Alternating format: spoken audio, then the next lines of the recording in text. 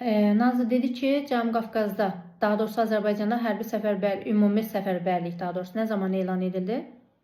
42-ci iyunda. O hərbi vəziyyət idi. Bəs ümumi səfərbərlik müharibəyə cəlb olma 41-ci ildə idi, bəli. Almaniyanın SSR-yə qarşı hazırladığı plan hansı idi?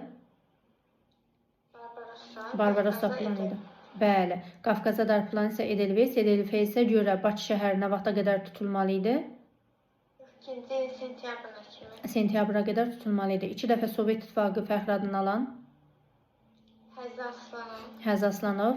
Ukraynanın Kiyev şəhərinin azad olmasına rol oynayan şəxs? Xıdır Mustafayev. Ukraynanın Kiyev şəhəri, bəli. Bəs yaxşı, Rumıniya istiqamətlə gedən döyüşlərdə dedik. Gərək Əsədov idi. Şimal Qafqaz istiqamətlə gedən döyüşlərdə Sovet İttifaqı qəhrəmanı adı almışdı. Qabaqlar Tuapse yazırdılar. İndi Şimal Qafqaz. Qafur Məmmədov. Aha. İlk Sovet İttifaqı fəxri adını alan? İsrafil Məmmədov.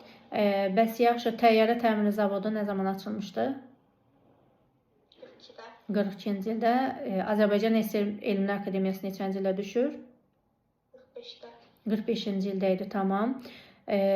Daha sonra Rusların əks hücum əməliyyatı neçənci ildə oldu? Qafqaz istiqamətində əks hücum əməliyyatı. 43-də deyək. 43-cü ildə artıq tam formada əks hücum hərbi əməliyyatlarını həyata keçirilmişdi. Neft durğunda döyüş deyəndə hansı döyüş nəzərdə tutulur? Almaniyanın Bakı üzərinə. Yox, neft durğunda döyüş. Sırf hansı döyüşü belə adlandırırdılar? Stalingrad demişdik də. Stalingrad döyüşü idi.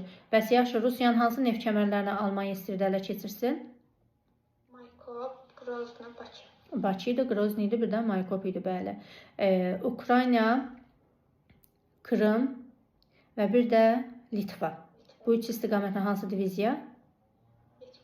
77-ci diviziya nə vaxt yaranmışdı? 1920-ci ildə. Bəs nə vaxt fəaliyyətə dayandırılır? 38-də dayanır, 41-də təzədən başlayır. 41-də təzədən başlamışdı. 41-ci ildə yaradılan hansı diviziyada var? 77-də 223. 223 41-də idi. 402-də. 223 də vardı əslində, bəli. Bir də 402. Bu ikisi də yaranmışdı. 402 sonra hansına birləşdirilir?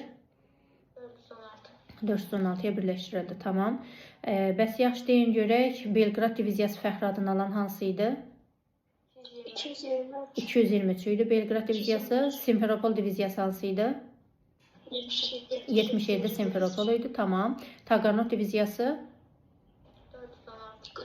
416. Rodos şəhərinin azad olmasına rol oynayan şəxs? Əhmədiyyə Cəbrayılov, bəli. Hərbi xaç medalı ilə təltif olunmuş şəxslər? Əhmədiyyə Cəbrayılov, bir də Daniel Abdullayev olmuşdu. Bəli, bu iki şəxs idi. Sonra İtaliya partisançı dəstələr içərisində kimlərin adı çəkilir? Mehdi Hüseynzadə, Vilayət Hüseynov. Yox, Mehdi Hüseynzadə və Vilayət Hüseynov da var əslində. Bəli, çünki Vilayət Hüseynov kimin həbs olunmasını iştirak etmişdi? Həbs olunmadı. Mussolini 43-cü ildə idi o. O 43-də iştirak etmişdi. Bir də Cavad Həkimli idi. Bəli, Cavad Həkimli idi, Mehdi Hüseynzadə idi, bir də Vilayət Hüseynov idi. Tamam. Bəs yaxşı, bunlardan hansı hətta Yugoslav istiqamətində hərbi əməliyyatlarda iştirak edib? Cavad Həkimli. Yugoslav. Mehdi Hüseynzadə idi. Yugoslav istiqamətində hərbi döyüşlərdə iştirak edən diviziya? 223-cü diviziya idi Yugoslaviya. Bəs Polşa, Ukrayna və Çexoslovak istiqamətində döyüşlərdə iştirak edən diviziya? 271. Polşa, Ukrayna, Çexoslovakiya 271. Polşa və Çexoslovakiyada iştirak etmiş Sovet İttifaqı qəhrəmanı fəxri adını alan? Tarixçi Ziya Bünyadov idi, bəli. Ziya Bünyadov olmuşdu. Tamam. Neft sahəsində dedik ki, neft daşıma prosesinə hansı ilçə imza atılmışdı? Gəmi sternlər məsələsi idi. Bəli, gəmi sternlər vasitəsilə daşınma olmuşdu. Azərbaycanların deməli səsi ilk dəfə hardan eşidilmişdi müharibə zamanı? Brest qalasından, Brest Belarusiyadaydı. Tamam. Belarusiyanın 500 yaşayış məskəninin azad olmasına rol oynamış general? 500-ə yaxın yaşayış məskununun azad olmasına rol oynamışdı. Həzə Aslanov idi, bəli. Həzə Aslanov 41-ci ildə Moskva istiqamət döyüşlər, 42-ci ildə isə Stalingrad döyüşlərində iştirak etmişdi. 44-də də həmin istiqamətlərdə döyüş əməliyyatları olur. Belarusiya istiqamətə, Baltik ölkələri istiqamətə döyüş əməliyyatları olur ki, bunun nəticəsində də ikinci dəfə Sovet İttifaqı qəhrəmanı dedik. Fəxri adı verilmişdi, amma həmin fəxri ad neçənci ildə təsdiqlənir? 91-ci ildə. 44-cü ildə ölən və Sovet İttifaqı fəxri adına layiq görülən, amma 44-də verilmir də o ad. Ölümündən xeyli sonra Mehdi Hüseynzadə idi. Neçənci ildə verildi Mehdi Hüseynzadəyə? 57-də. Bir il sonra da 57. Bir il sonra da bəli, Uzaq Sahillərdə filmi çəkilmişdi. 58-ci ildə. Cənubi Qafqazda hərbi vəziyyət dedik. Neçənci ildə elan edildi? 42-ci ildə. Ümumi səfərbərlik 41, 42-ci ildə də hərbi vəziyyət. Bakının bombardman edilməsi planı kimlərə aid idi? İngiltərə və bir də Fransaya aid idi. Amma sonradan elə onlar da bu planı pozmuş oldular. Bakı nefti onlar üçün olduqca vacib idi. Bakı 110 milyon ton neftdən nə qədərini təmin edirdi? 75 milyon ton neftlə təmin edirdi. Bəli. Nə qədər də yanacaq, benzin yanacağı vermişdi. Deyir, hətta neçə adda silah növü də burada var idi? 130 adda silah növü var idi.